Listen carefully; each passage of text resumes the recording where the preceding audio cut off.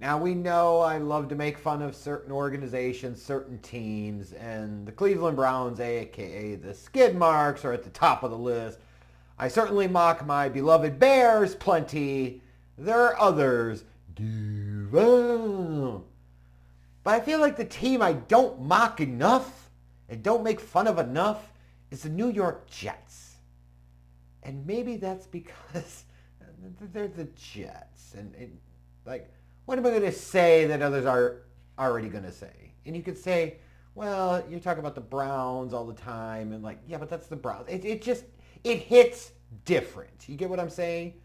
But boy, the Jets are a piece of shit organization. They really are. You're talking about a team that's been, 67 years since they last went to the Super Bowl? 67, 57, whatever the fuck it is. Yeah, 57.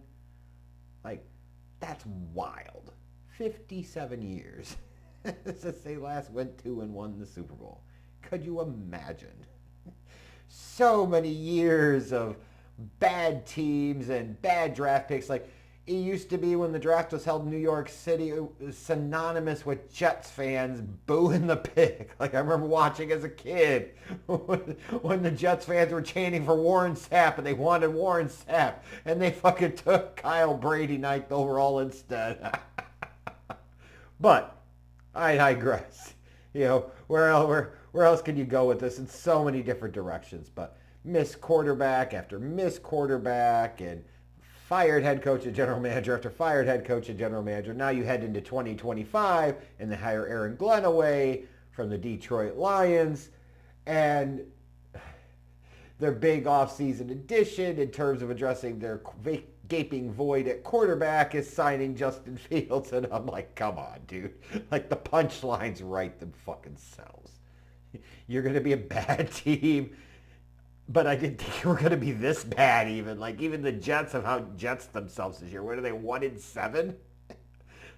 And they're clearly in the running for the top pick when, up to this point, I thought, well, I don't know that they are trying to actively get the top pick.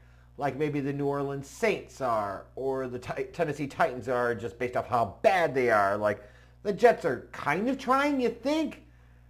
But boy, oh boy, over the past 24 hours or so has my perspective totally changed. The Jets are not only looking to tank, actively seeking to tank.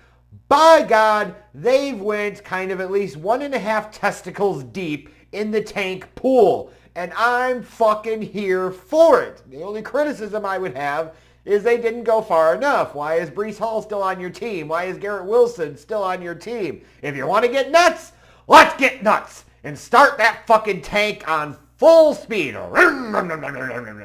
But boy, oh boy, what a masterstroke of tanking we saw from the Jets the other day. They had 2 big-time defensive stars. They traded both them sons of bitches. They sent Sauce Gardner to the Indianapolis Colts for wide receiver Adonai Mitchell, a 2026 first-round pick, and a 2027 first-round pick. They got 2 firsts for Sauce Gardner. Then you have the Quinnen Williams deal where they send him to the Dallas Cowboys and they pick up a second-round pick in the 2026 draft, a first-round pick in the 2027 draft, and since the Cowboys have 2, it's whichever one of those 2 is the higher of the picks. And then they get defensive tackle Maisie Smith, who's been a big, massive bust for the Cowboys. So I imagine reactions are all over the place when it comes to Jets fans. You have some that are saying, we don't have very many good players, and you just traded away arguably our 2 best ones for future draft picks that you're going to fuck up anyways. What the hell difference does it make? To those that are like, well, this is a surprise, but maybe not that much of a surprise. To those Jets fans that are thinking wisely, and they're embracing the fucking tank, and they're saying to themselves, well, why the fuck not? Because here's the reality. You were 1-7 with Quinnen Williams and Sauce Gardner on your fucking roster. How much worse can you actually really be from a record standpoint any damn ways? It's kind of one of those things where if you're going to suck with them, you might as well suck without them, save yourself money, and position yourself well for the future with respects to cap space and draft pick capital. And that's exactly what the Jets have done here. It can suck to get rid of star players like this, like high caliber players, all pro level players like Williams and Sauce. Absolutely. But again, I come back to like, what in the fuck are the Jets going to do? They suck. And until they do certain things, they're going to continue to suck. Do you want these guys squandering the peak years of their career in gangrene playing for a shitty team under a head coach that frankly I don't even see why you would have much confidence in him based off of what you've seen this year and some of the in-game decisions that Aaron Glenn has made? Holy Christ. Like, rally behind the coach that you have who has shown so far that he is not very good at his job and go for the gusto and say, fuck the Saints, fuck the Titans, we're in it to win this bitch, the tank is ours. And meanwhile, you have positioned yourself well, not only in next year's draft, but in the following draft, to where you have multiple years where you're looking at some really high, valuable premium draft pick capital that allows you to either get multiple potential elite talents in both draft classes, gives you the flexibility to move up and go get somebody like a quarterback. It also positions you like, hey, you could take that draft pick capital you accumulated and start layering onto it and like starting trading away picks in 2026 and 2027 for high picks in 2028 and 2029. And like, it gives you options. And by God, the Jets need fucking options. Now, some people are going to say, certainly, that, well, the Jets can't fucking draft anyway, so you can give them 100 picks and it doesn't matter.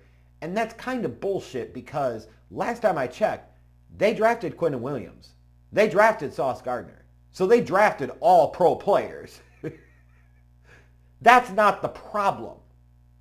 The problem is, point blank, they continue to not get quarterback right. Period. I was wrong on Zach Wilson, and the Jets were even more wrong because they were the team that took him second overall. They were wrong on Sam Darnold. He ended up being right later elsewhere, but for the Jets and in that circumstance and situation, it was wrong.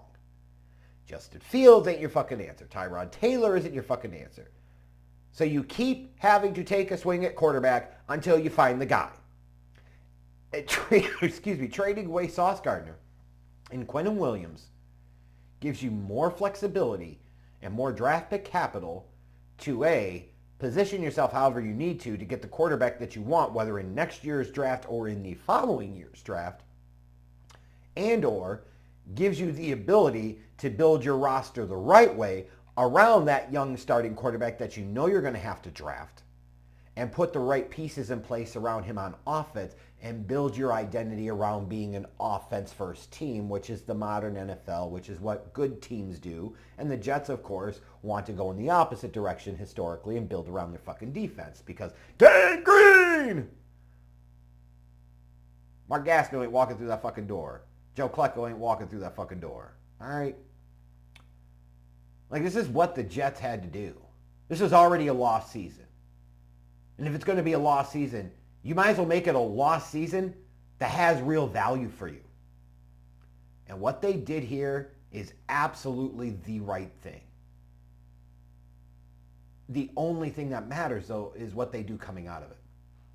It doesn't matter if they took the 2 first-round picks they get from the Colts and draft 2 all-pro players, and if they take the second and the higher of the first-round picks in 2027 from the Cowboys and they get like a Pro Bowl or an all-pro, if one of those picks is off and one of those picks happens to be the quarterback, then this is a vicious, never-ending fucking cycle.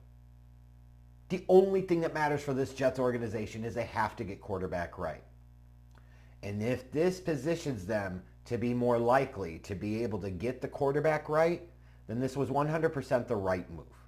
Full stop. There really isn't a good argument against it at this point. Because in a division where you have Josh Allen and where you have Drake May, you're going to have to be really, really good at quarterback. And for once, I actually applaud the Jets front office for taking a look at the scenery, understanding the game that they're actually in, and saying, this ain't going to cut it. It's time to make a drastic change. And that's what they've done. They fired up that tank and said, move over, Saints. Move over, goddammit. Titans, fuck you. We're plowing our way to the top pick. Maybe in the wrong year to get a quarterback. That's what the Jets needed to do, and that's what they did, and I applaud them for it, and you should too.